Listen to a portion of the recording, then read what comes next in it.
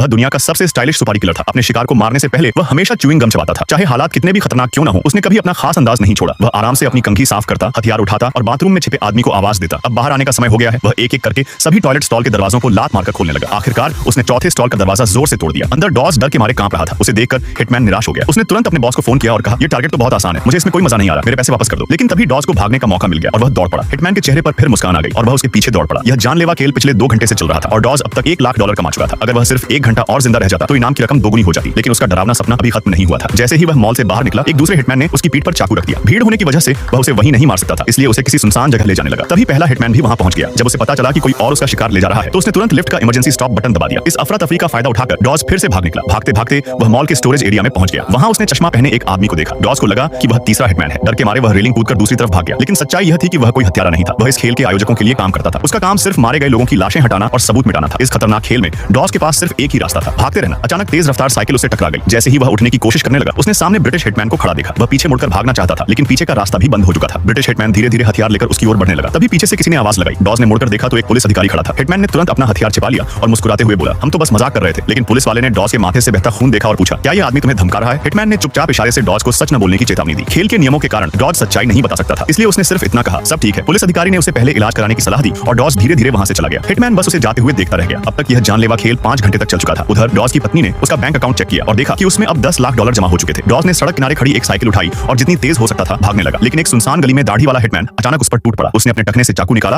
और डॉस पर हमला कर दिया। डॉस किसी तरह बच निकला और फिर दौड़ने लगा। पीछा करते समय हिटमैन का पैर साइकिल के पहिए में फंस गया। उसने गुस्से में अपना चाकू डॉस की ओर फेंका, लेकिन निशाना चूक गया। डॉस भागते भागते एक सबवे स्टेशन पहुंच गया। उसे लगा कि ट्रेन में बैठकर वह बच जाएगा, लेकिन प्लेटफॉर्म पर उसने फिर से उसी ब्रिटिश हिटमैन को भीड़ के बीच शांत खड़े देखा। डॉस यात्रियों को धक्का देते हुए दौड़ा और दरवाजे बंद होने से ठीक पहले ट्रेन में कूद गया। एक बार फिर वह बाल बाल बच गया। ट्रेन में बैठे लोग उसकी हालत देखकर हैरान रह गए। अब उसके पास छिपने की कोई जगह नहीं बची थी, इसलिए वह एक चर्च में जाकर आराम करने लगा। कुछ देर बाद उसने पर्दे के पीछे किसी की परछाई देखी। उसे लगा कि कोई हिटमैन उसे ढूंढते हुए यहाँ भी पहुंच गया है। वह दौड़कर गया, उस आदमी को जमीन पर गिरा दिया और मुक्के बरसाने लगा। तभी चर्च का पादरी दौड़कर आया और उसने डॉस को अलग किया। असल में वह आदमी सिर्फ प्रार्थना करने आया था, लेकिन डॉस ने उसे हिटमैन समझकर बुरी तरह पीट दिया था। डरा हुआ वह आदमी चर्च से भाग गया, लेकिन डॉस को यह नहीं पता था कि असली हत्यारा तो वही पादरी था। पादरी पहले ही चर्च के सभी दरवाजों को भारी जंजीरों से बंद कर चुका था। अब बाहर निकलने का कोई रास्ता नहीं था। मजबूर होकर डॉस को लड़ना पड़ा। पादरी ने हथौड़ा उठाया और उस पर हमला कर दिया। लड़ाई का कोई अनुभव न होने के कारण डॉस लगातार पिटता रहा। फिर पादरी ने एक बार फिर हथौड़ा पूरी ताकत से उसकी ओर घुमाया।